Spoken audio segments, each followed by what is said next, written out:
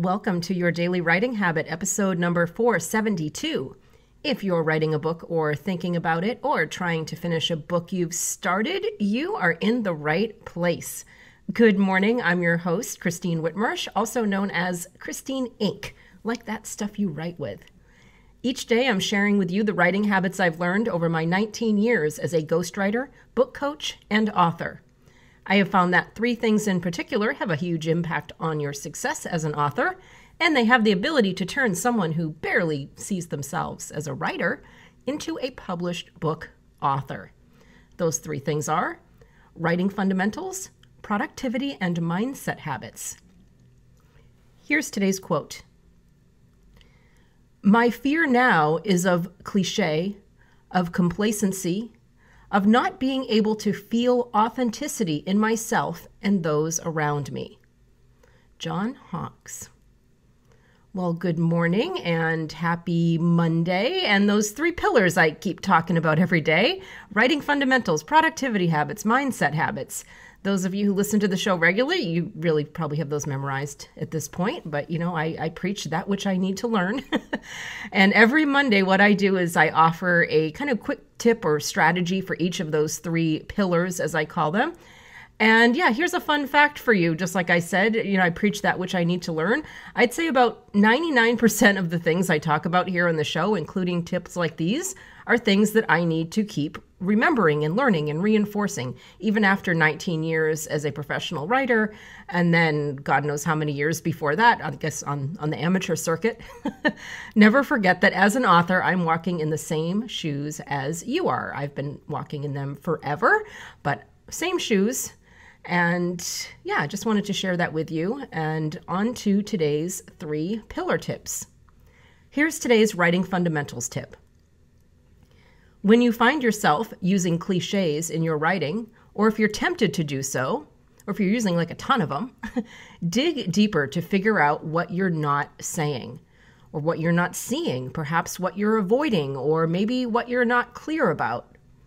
Cliches, for me, especially, we have to use them, now and then, especially if we're kind of doing it in a tongue-in-cheek, funny way. But if you find you're using them all the time, for me, that's a sign that I'm attaching a label on an idea without fully exploring that idea. Here's today's productivity habit tip.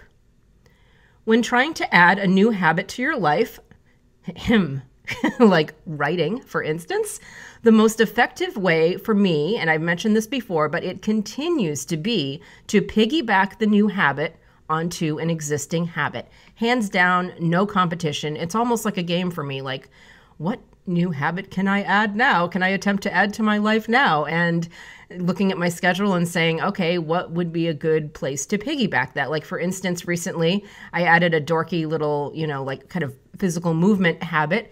Whenever I come in after, walking the dog, and we take her out like 3 or 4 times a day, usually 4 times a day, I have piggybacked the habit of doing 1 minute of exercise, 1 minute of some sort of conditioning exercise, whether it's, a plank or push-ups or something, just 1 minute of something, because I figure we were just out, all hot, and especially in Florida here, walking the dog. So I'm all warm, my muscles are warm. So why not add to that a little bit and get a little, 1 minute of conditioning in. So that's how I've added that habit last week, and it's working well. And it's kind of fun too. It's like a little game. So for me, that is how I add new habits. I piggyback them onto existing habits. Very, very effective. It's been proven effective by all sorts of really smart habits book authors out there. So yeah, play that game. What existing habit can you attach a new habit to, especially a new writing habit? And finally, here's today's mindset tip. The best way I have found out of anxiety, analysis paralysis, and self-doubt is to take action. Any action. Even a small, seemingly silly action toward my goal. For me, action is an instant mood shifter.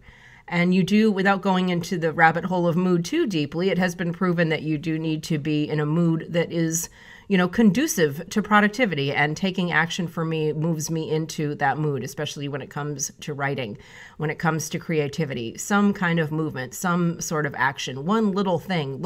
Research one little fact for your book, edit one paragraph, just some little tiny action to get you into the flow, to shift your mood into that productive kind of creative flow mood. So it doesn't, I think a lot of authors, especially first-time authors, feel like, if I sit down to work on my book, I just need to dive in and just start writing brilliant things right off the bat.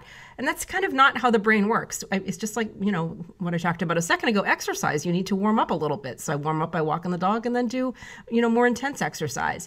So with writing, edit one paragraph, look up one fact, write one sentence, do something, some little action to get you in the flow, and then worry about being a genius and writing the most perfect chapter ever, which generally doesn't happen on the first draft.